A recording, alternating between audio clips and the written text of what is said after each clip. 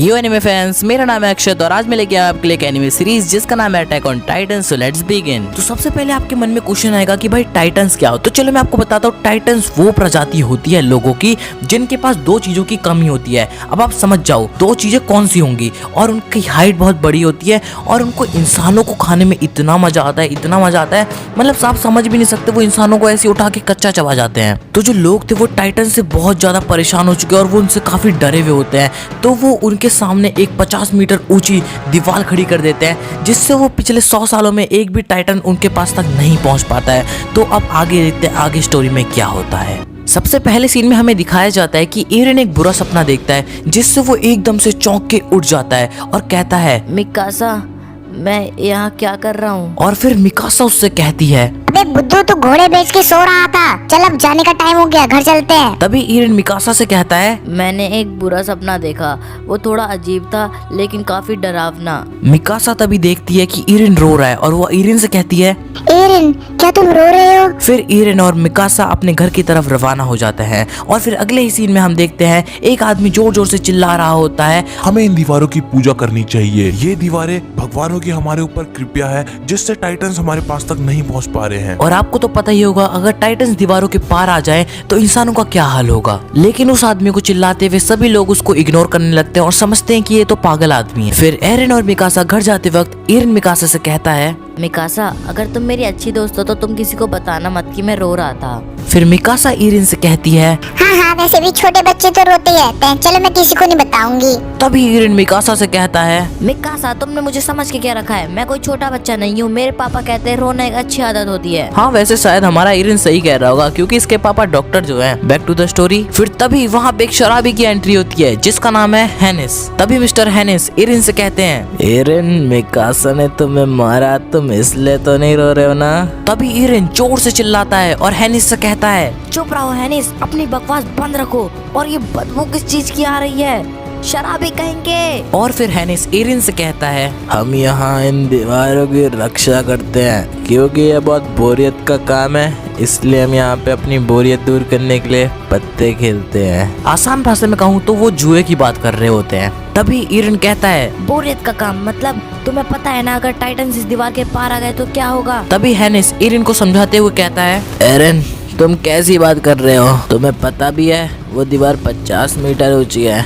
पिछले 100 सालों में कोई भी टाइटन इस दीवार के पार नहीं आ पाया और ना ही अब आ पाएगा। तुम बेफिक्र रहो। फिर दोबारा एरन हैनिस से कहता है, फिर भी मेरे पापा कहते हैं एक सोल्जर को हमेशा अपनी ड्यूटी पर चौकन्ना रहना चाहिए। फिर हैनिस कहता है, हाँ, हमें उनकी बात माननी चाहिए क्योंकि उन्हें हमारे शहर को महामारी से जो बचाया है, उनका जितना शुक्रिया अदा करें वो कम होगा। लेकिन अगर हम ऐसा करेंगे तो सिचुएशन बहुत ख़राब हो जाएगी। वैसे भी लोग हमें बेवड़ा शराबी बोले वो ज़्यादा अच्छा है, इससे कम से कम शांति तो बनी रहती है। तभी एरन हैनिस के ऊपर जोर से चिल्लाते हुए कहता है, शांति? किस काम की है शांति? हम सब एक पिंजरे में चिड़िया की तरह कैद हैं। तभी एरन और मिकासा वहां से अपने घर की तरफ जाने लगते हैं और हैनिस अपने मन में सोचता है, बच्चे भूल के भी स्काउट रेजिमेंट को ज्वाइन मत कर लेना। अब आपके मन में क्वेश्चन आएगा कि भाई ये स्काउट रेजिमेंट क्या चीज़ होती है। तो स्काउट रेजिमेंट एक टीम का नाम होता है जिसमें ये लोग दीवारों के पार जाते हैं टाइटन से लड़ने के लिए। लेकिन अभी तक कोई भी स्काउट रेजिमेंट टीम ऐसी नहीं हो पाई है जो कि इन टाइटन्स को हरा पाई है। तो चलो आगे देखते हैं स्टोरी में आगे क्या होता है। अगले सीन में हम देखते हैं मिकासा एरन से कहती है, एरन, मुझे लगता है तुम्हें स्काउट में ज्वाइन होने का सपना छोड़ देना चाहिए। तभी एरन मिकासा से कहता है, मिकासा, क्या तुमने मुझे पागल समझ के रखा है? तुम्हें भी मेरे ऊपर भरोसा नहीं है बिल्कुल भी। अगले सीन में हम देखते हैं हमारे स्काउट्स वापस लौट आए हैं। तो एरन मिकासा को लेकर उन स्काउट्स से मिलने के लिए जाता है। लेकिन पता नहीं क्यों हमारे स्काउट्स का चेहरा मायूस लग रहा था। तभी एरन ये खौफ भरा मंजिल देखता है। ये क्या? ऐसा नहीं हो सकता। इन लोगों की ऐसी हालत किसने कर दी? तभी अगले ही सीन में हम देखते हैं एक बूढ़ी अम्मा भागते भागते आती है और चिल्लाने लगती है, मोसेस, मेरा बेटा मोसेस कहीं दिख क्यों नहीं रहा? तभी उन स्काउट्स का लीडर बोलता है, मेरे पास एक बुरी खबर है, जाओ उसे लेकर आओ। फिर उनकी टीम का एक मेंबर एक कपड़े में लिपटा हुआ कुछ लाता है और उसे मोसेस की माँ के हाथ में थमा देता है। और जैसे ही वो उसे खोलती है वो फूट फूट कर रोने लगती है और बोलती है, लेकिन लेकिन मेरा बेटा इंसानियत के काम आया ना, उसका बलिदान बेकार तो नहीं गया ना? बोलो मेरा बेटा इंसानियत के काम आया ना? तभी स्काउट्स का लीडर बोलता है, नहीं, मुझे माफ कर दीजिए, मैं कुछ हासिल नहीं कर पाया। इसी मिशन से नहीं, मेरे सारे मिशन से मैं कुछ हासिल नहीं कर पाया। मैं एकदम नाकारा हूँ। तुम्हारा बेटा मेरी वजह से मरा है, सब लोग मेरी वजह से मरे हैं, सारे लोगों के मरने का वजह मैं ही हूँ। अगले ही सीन में हम देखते हैं स्काउट्स के जाने के बाद एक आदमी कुछ लोगों से बोलता है, अरे यार, इन लोगों का कुछ और काम तो है नहीं, दीवारों के पार जाकर हर बार हार के आते हैं और हमारे पैसे भी बर्बाद कराते हैं। तभी ईरन एक डंडे से जोर से उस आदमी के सर पर वार करता है, लेकिन जब तक वो आदमी उसको पीटता तब तक मिकासा उसे आकर जोर से खींच लेती है और थोड़ा सा आगे जाने के बाद ईरन मिकासा से कहता है, मिकासा मुझे छोड़ो। तभी मिकासा ईरन को जोर से दीवार की तरफ फेंकती है और कहती है, एरन, क्या तुम अभी भी स्काउट रेजिमेंट को ज्वाइन करना चाहते हो? लेकिन ईरन कुछ भी जवाब नहीं देता है। और फिर अगले ही सीन में हम देखते हैं ईरन और मिकासा घर पहुंच जाते हैं और ईरन की मॉम ईरन से कहती है, एरन, आज तुम कुछ ज्यादा लकड़ी नहीं लेके आ गए, इतनी मेहनत तुम पहले तो नहीं करते थे, जरूर तुम्हारी मदद मिकासा ने की होगी। तभी ईरन खाना खाते खाते अपने पिता से कहता है, पापा आप कहीं बाहर जा रहे हो क्या? फिर ईरन के पिता ईरन से कहते हैं, हाँ, मुझे कुछ पेशेंट को चेक करने बाहर जाना है, मैं 2-3 दिनों में घर लौट आऊंगा वापस। तभी मिकासा कहती है,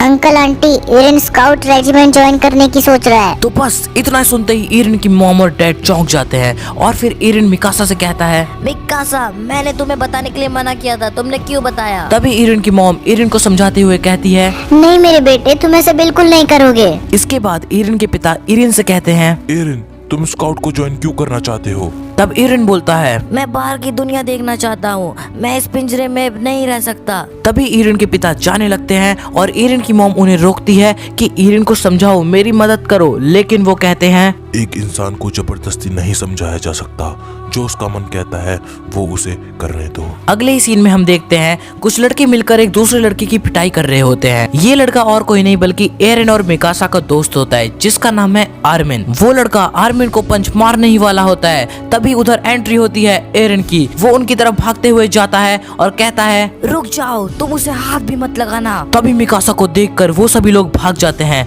वैसे जलवा है मिकासा का इधर। तभी अगले ही सीन में हम देखते हैं कि ईरन और आर्मिन बातें कर रहे होते हैं।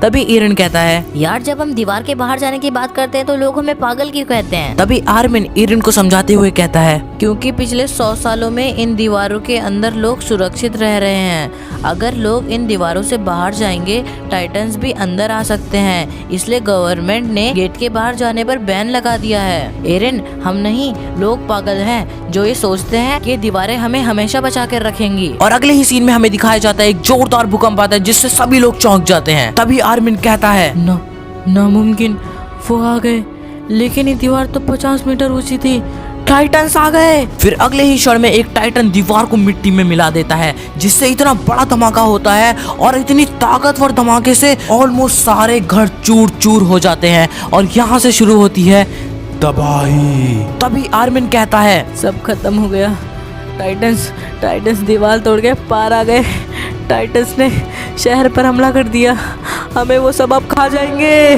तभी ईरन अपने घर की तरफ जोर से दौड़ते हुए कहता है, हमारा घर सेफ है, हमारा घर सेफ है, हमारे घर को कुछ नहीं हो सकता, हमारा घर सेफ है। लेकिन जैसे ही ईरन अपने घर पहुंचता है वो देखता है, नहीं, ये नहीं हो सकता, ऐसा नहीं हो सकता, मॉम। हम देखते हैं कि एरन का घर टूटने की वजह से एरन की मॉम एक बड़े से पिलर के नीचे दब चुकी है। तभी एरन और मिकासा पिलर को हटाने की कितनी कोशिश करते हैं, लेकिन वो इसमें नाकाम रहते हैं और वो देखते हैं कि एक टाइटन उनकी तरफ आ रहा होता है। तभी एरन की मॉम एरन से कहती है, बेटा तुम भाग जाओ, मुझे छोड़ो, तुम जल्दी भागो यहाँ से। तुम मेरी बात मानते क्यों नहीं? मेरी एक टांग टूट गई है, अब मैं यहाँ से निकल कर भी भाग नहीं सकती। तभी उसी वक्त वहाँ पे एंट्री होती है हैनिस की और एरन की मॉम हैनिस से कहती है, हैनिस, तुम एरन को और मिकासा को यहाँ से लेकर भाग जाओ। लेकिन तभी हम देखते हैं कि हैनिस कहता है, मैं इतना भी गया गुजरा नहीं हूँ, मैं तुम तीनों को बचा के यहाँ से ले जाऊंगा। लेकिन जैसे ही हैनिस उस टाइटन के नजदीक जाता है, उसकी पैंट हरी नीली पीली सब हो जाती है। फिर हैनिस इतना डरने के बाद एरिन लोगों के पास वापस भाग कर जाता है और एरिन और मिकासा को उठाकर वहां से भाग जाता है। तभी एरिन की मॉम रोने लगती है और फिर वो टाइटन एरिन के सामने एरिन की मॉम को उठाता है और फिर उनके 2 टुकड़े करने के बाद उनको खा जाता है। और अगले सीन में हम देखते हैं मिकासा अपने मन में सोचती है, और फिर सब बदल गया और हमें एक और बार एहसास कराया गया कि हम एक जानवर से बढ़कर और कुछ नहीं है। सो एपिसोड नंबर 1 यहीं पे खत्म होता है। अगर आपको एपिसोड पसंद आया तो वीडियो को लाइक करके चैनल को सब्सक्राइब करने के साथ कमेंट्स में मुझे बताना आपको एक्सप्लेनेशन कैसा लगा। तो चलो मिलते हैं आपसे सीधा एपिसोड नंबर 2 में, तब तक ले टेक केयर एंड बाय।